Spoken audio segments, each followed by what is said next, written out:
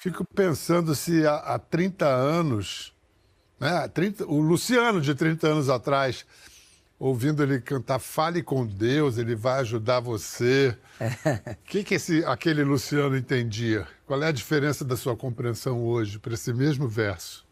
Eu nem cantaria isso, né? Poderia até ouvir, mas não cantaria. Porque eu não tinha esse entendimento que eu poderia falar com o Senhor. Mas o entendimento da fé de outras pessoas na minha vida já existia, que era principalmente a fé da minha mãe. Muita gente espera de uma conversão um momento assim de epifania, um momento, né? Um arrebatamento. E eu tenho a impressão que com você foi um amadurecimento, foi um processo mais longo em etapas. Foi assim? A conversão em si, o momento em si, daquela tarde do dia 11 de junho de 2020, foi como se fosse um arrebatamento mesmo. Você lembra o dia exato? E a hora. Lembro do dia, da hora, e não consigo ainda falar da sensação. Pode ser em qualquer conversa que eu tiver, eu não consigo, eu tenho que segurar um pouco, porque não se explica. E aquele exato momento, qual é a ligação dele com aquele momento da fazenda, 20 anos antes, aquele pedido de sua mãe? A semente está lá? Está lá, com certeza. Até mesmo antes, né? A semente está quando eu estava no ventre da minha mãe, no ventre abençoado da minha mãe. Por que eu digo isso? Porque quando nós éramos criança, mesmo sem a doutrina bíblica, né, o ensinamento bíblico, mas a gente tinha contato com a igreja, a gente tinha contato, minha irmã me levava para a igreja. E quando, no ano 2000, eu e o Zezé tínhamos gravado, em 1999, um louvor chamado Vai Dar Tudo Certo. Vai dar tudo certo, vai dar tudo certo, se a gente colocar a nossa fé, vai dar tudo certo. E aí, por causa desse louvor, eu acredito que seja por causa desse louvor, na fazenda, no ano 2000, estava eu, minha mulher, na época minha namorada, e minha irmã e minha mãe. E a gente louvando, minha mãe louvando, e ela falou assim para mim: filho, um dia você grava um CD só de louvores? Falei: claro, mãe.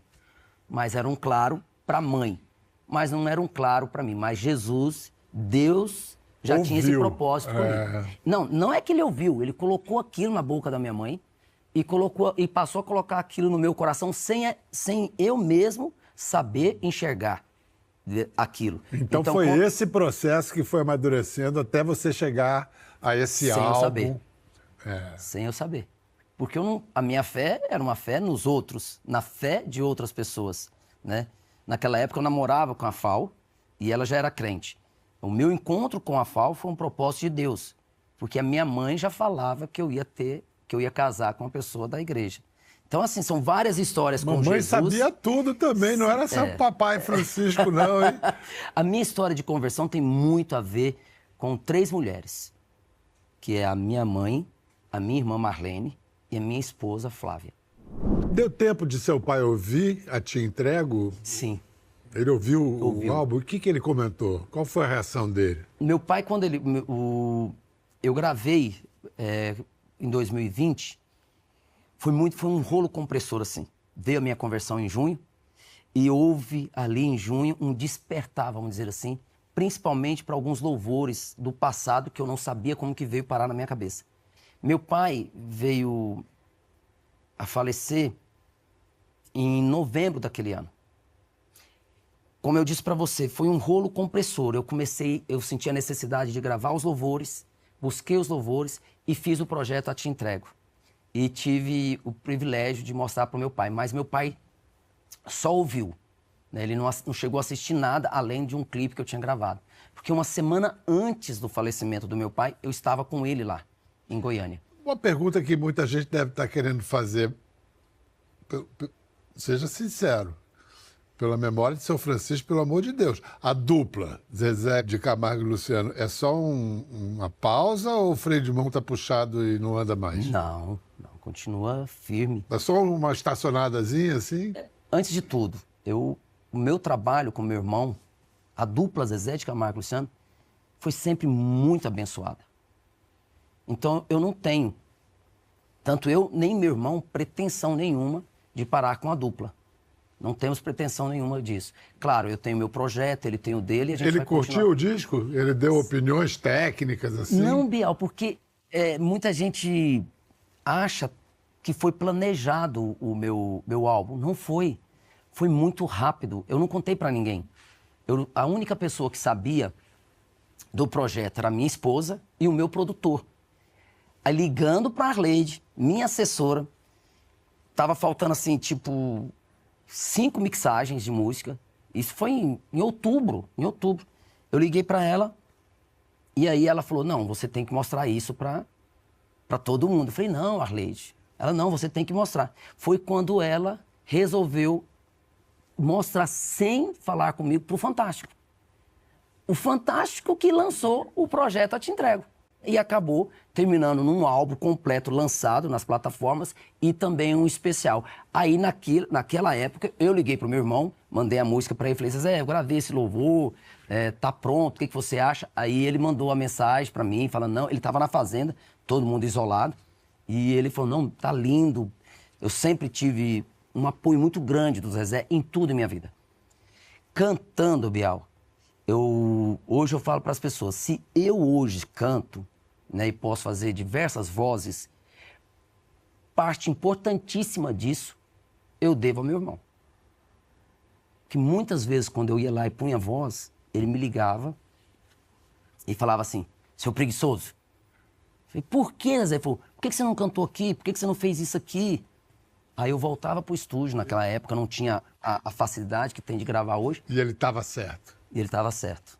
Mas boa parte importantíssima da minha vida Guarado cantando... foi Guarado do foi Zezé. meu irmão. Foi meu irmão. Ele que me ouviu a primeira vez em 89, no dia 23 de dezembro de 89, e disse para mim, você canta bem. Você é uma pedra preciosa, mas precisa ser lapidada. Em 99 eu conheci a Fal e em uma desses convites que eu fazia para ela sair comigo, que ela não aceitava, ela aceitou ir para Goiânia comigo, para ir visitar a minha mãe. Eu tinha umas reuniões em Goiânia e fui direto para casa da minha mãe. Quando eu cheguei na casa da minha mãe, a minha mãe ficava olhando para a Fal assim e eu não entendi por quê. E eu não contei que eu estava começando a namorar com a Flávia, com a Fal. Eu falei que ela era minha amiga e arquiteta. A Fal teve que sair para falar com a mãe dela. Nesse momento que ela saiu da sala, a minha mãe pegou na minha mão, fez assim, dá a sua mão aqui. Não precisa mentir para mim.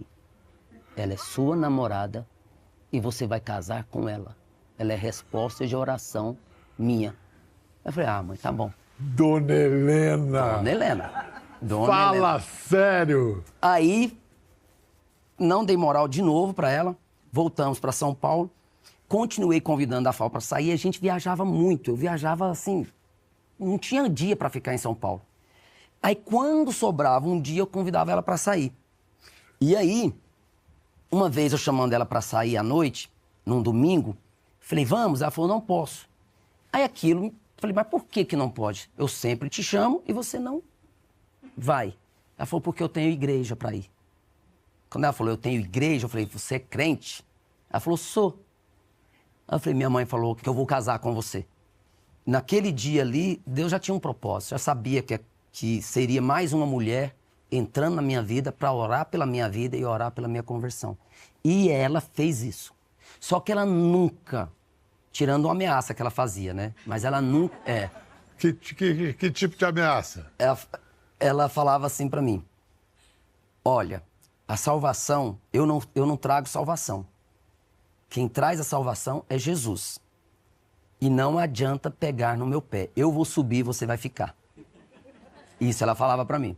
A salvação é individual. A salvação não é coletiva. E aí, eu não é que eu ficava com medo, mas ficava com aquele... Te mandou a letra, né? O verbo. Luciano Camargo, que percorreu a carreira inteira cantando em estádios no Brasil todo, aí de repente está num grupo de louvor. É uma outra relação com a música?